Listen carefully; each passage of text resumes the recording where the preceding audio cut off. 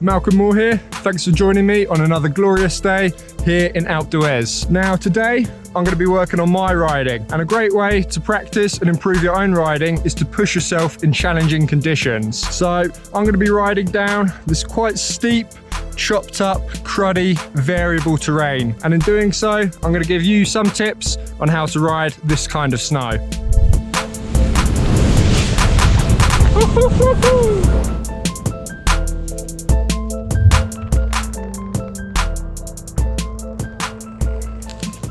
So that right there is what we call variable conditions, or some people call it cruddy snow.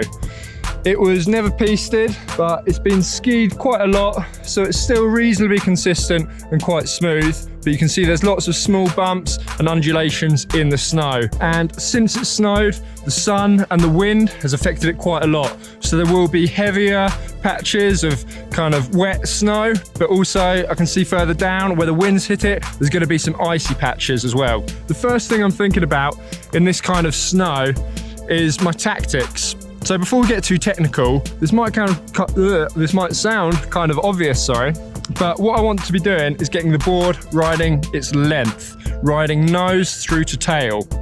This means that the nose of my board is gonna lift me up on top of the snow. My front leg can then start to absorb those lumps and bumps, and then my back leg will follow. If there's any skid in the turn, you're putting the board sideways, then both your feet are gonna hit any undulations at the same time, causing your board to bounce, judder, therefore causing you to lose a bit of grip and a bit of control. Visualizing my board running its length, I know that to achieve that, I'm going to need to make big, smooth, S-shaped turns the whole way down. So let's jump on in, we'll give that a go, and then we'll get more into the technical input a little bit later on.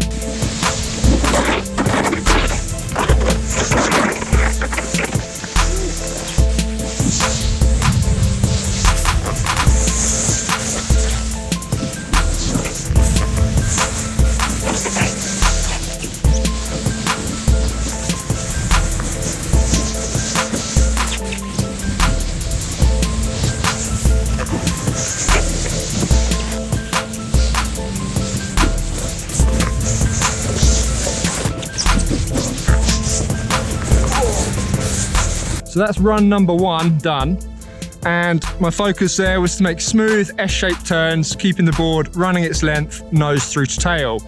But to be honest, I still got a little bit bucked around there on some of the lumps and some of the bumps, and I can do better. So I'm going to be a bit more specific with my focus for this next run. Now you're probably thinking, chopped up terrain, bend the knees. Perfect. We definitely want to bend the knees, but let me explain that a lot better. You know, you hear a lot of people saying, oh yeah, just bend the knees, but it's a bit more specific than that. So what I want you to imagine is you've got a low ceiling running overhead. So you're going to bend your knees down low so that you stay underneath that ceiling and don't bonk your head on it. But when we have the board riding its length, as I say, the nose will lift us up over any bumps first, but then the front leg can absorb that, and then the back leg follows. So you get this kind of up and down motion going with your legs, where your legs are absorbing every bump one at a time as you go across. That means your legs are working really overtime, but your upper body and your center of mass can float smoothly over the top, meaning you don't bump your head on that ceiling on every bump. So let's keep that as a focus for this run. Bend the knees, but think about working those legs independently, absorbing each lump one leg at a time so that you can float smoothly over the top.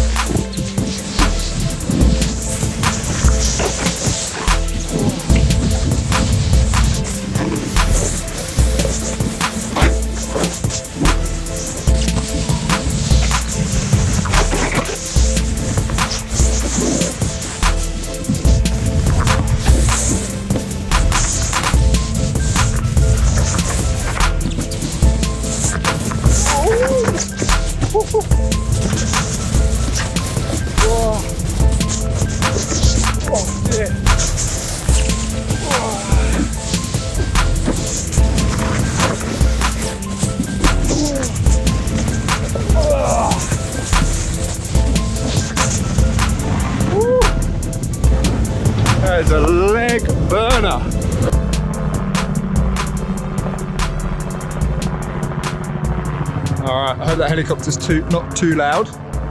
So as a final thought, I want to mention the weight distribution between your front and your back leg.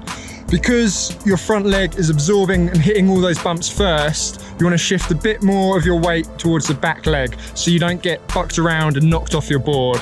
So if I was to put a number on it, I'd say it's probably about 60% through your rear leg and 40% through the front. And that's just going to help you kind of plow through these chundery, cruddy, variable conditions. So do give this a go and let me know how you get on. But challenging yourself and riding in these, not so perfect conditions is a really good way of highlighting any problems in your riding. You'll really notice if anything starts to go wrong a lot sooner here than you would on the piste. And it's good exercise as well. It really strengthens your legs up and it's going to make you a much stronger, better all-around rider. So I'll finish off with one more. Sorry, I'm just watching someone ski down there. I'll finish off with one more, focusing on all those things: smooth S-shaped turns, the board running its length, nose to tail, using my legs one at a time to absorb the bumps underneath me, and a little bit more pressure through the back leg.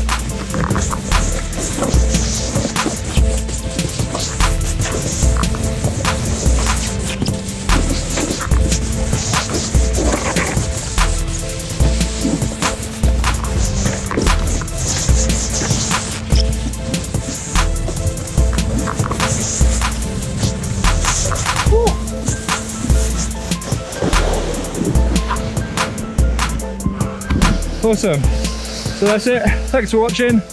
As always, please hit that like and subscribe button for more videos like this.